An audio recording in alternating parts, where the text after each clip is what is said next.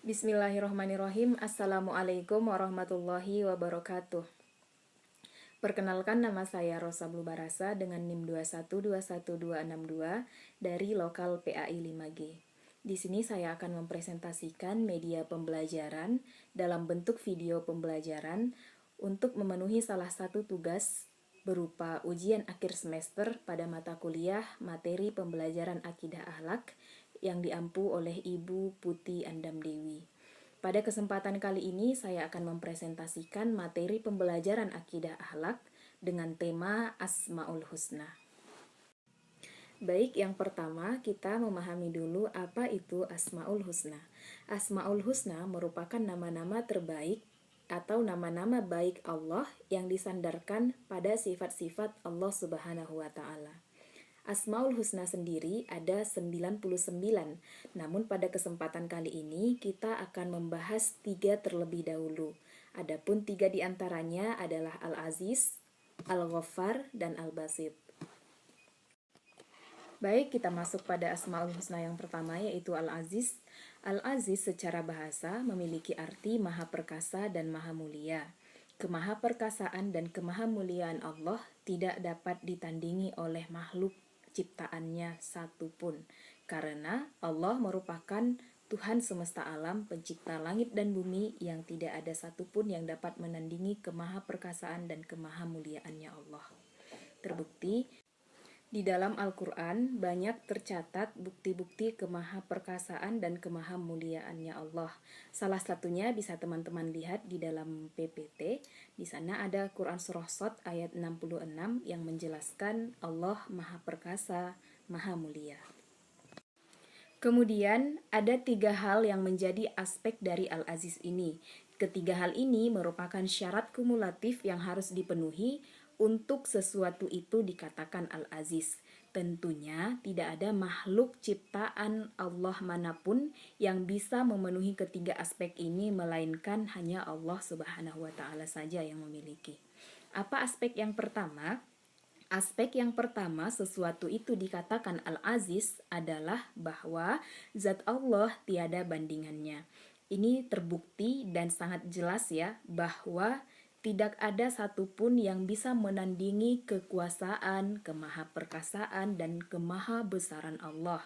Terbukti dari beberapa dan begitu banyaknya ciptaan Allah di muka bumi ini. Salah satunya, Allah menciptakan matahari sebagai sumber penerang di muka bumi. Tidak hanya sebatas penerang, namun sebagai sumber kehidupan. Jika tidak ada matahari, tumbuhan-tumbuhan yang ditanam tidak akan berbuah, tidak akan menghasilkan. Saudara-saudari mungkin percaya dengan hal ini dan mestinya harus percaya.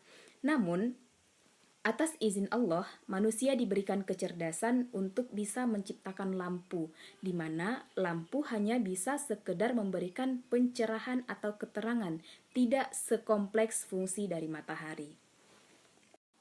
Dari peristiwa itu sudah sangat jelas bahwa zat Allah tidak ada satupun yang dapat menandinginya.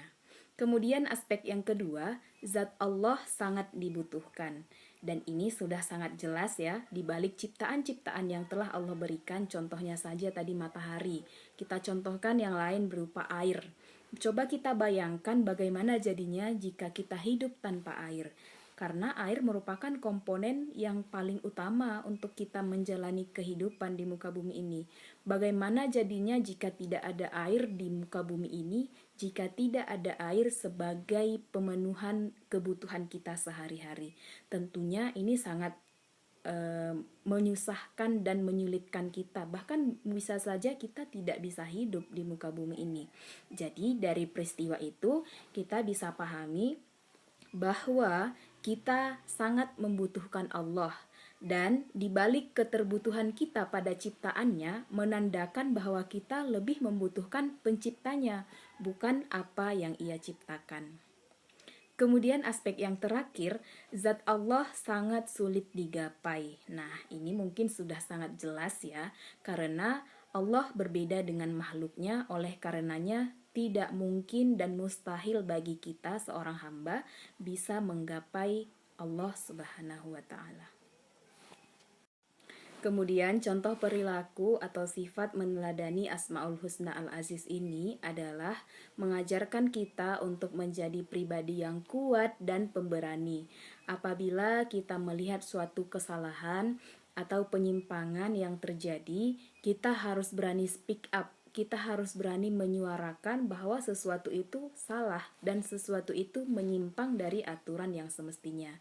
Kita tidak perlu takut untuk menyuarakannya karena apabila kita masih dan akan tetap berada dalam koridor yang benar, dalam batas peraturan yang sudah ditetapkan, kita tidak perlu takut karena sesuatu yang salah yang apabila kita biarkan itu akan menyebar dan akan menjadikan dampak yang buruk bagi sekitarnya. Jadi, sudah semestinya kita harus berani menyuarakan dan berani menolak penyimpangan tersebut dengan memberikan pemahaman bahwa sesuatu itu merupakan sesuatu yang salah. Baik, selanjutnya kita masuk pada Asmaul Husna yang kedua, yaitu Al-Ghaffar. Al-Ghaffar memiliki arti secara bahasa, yaitu menampakkan keindahan dan menutupi keburukan.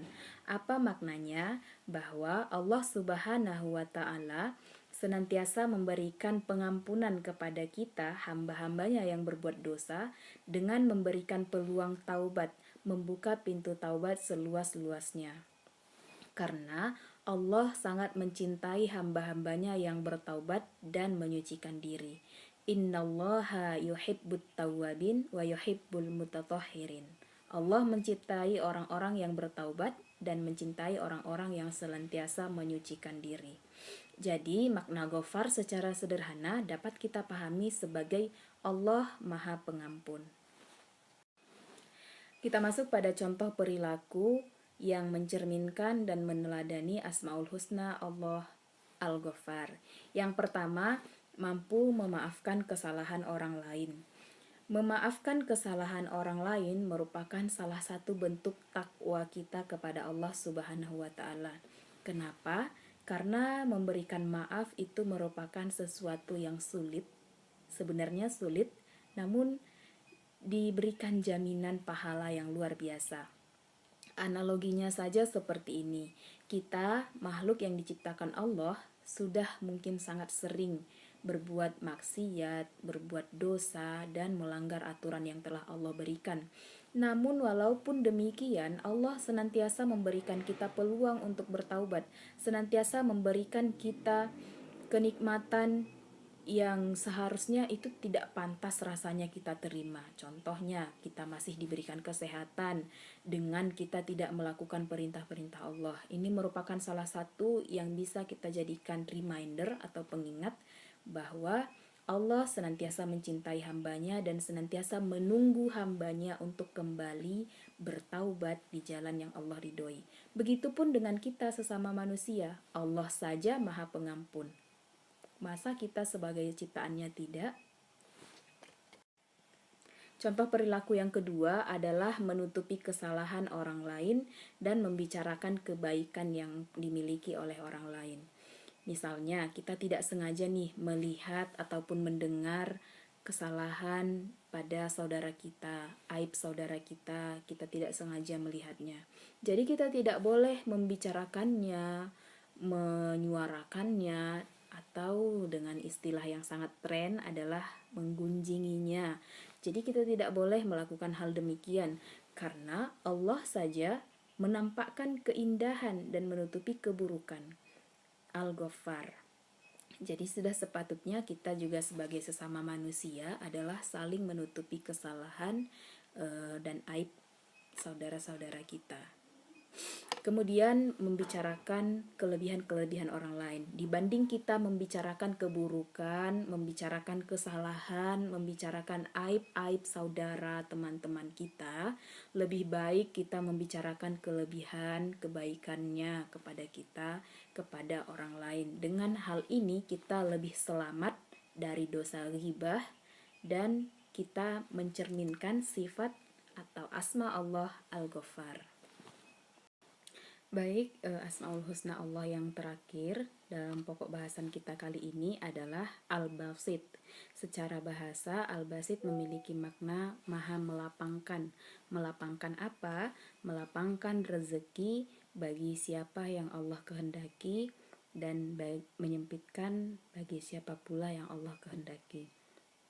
Rezeki dalam konteks ini tidak hanya semata-mata berupa materi saja, namun nikmat kesehatan, kemudahan urusan, dan ada urusan-urusan yang tidak mengeluarkan biaya yang banyak, itu merupakan contoh dari sekian banyaknya rezeki yang telah Allah berikan. Jadi, jangan kita menyempitkan makna rezeki hanya sebatas materi saja, namun makna rezeki lebih luas daripada itu. Sudah sepatutnya dengan mengetahui hal itu, kita harus. Adapun perilaku yang mencerminkan dan menteladani Asmaul Husna Al-Basit ini adalah yang pertama, jangan pernah kita sesekali memakan hak orang lain. Karena setiap kita sudah dijamin Allah dan sudah ditetapkan porsinya masing-masing.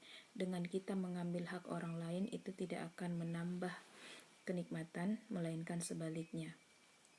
Kemudian perilaku yang kedua adalah jangan pernah kita mempersulit jalan orang lain. Artinya ketika seseorang membutuhkan bantuan kita atau kita memiliki sesuatu yang bisa memudahkan jalan orang lain, jangan pernah sesekali kita mempersulit keadaan, jangan pernah kita mempersulit urusannya, karena hal itu menyalahi asma Allah Al-Basit. Demikian video presentasi media pembelajaran materi pembelajaran akidah akhlak.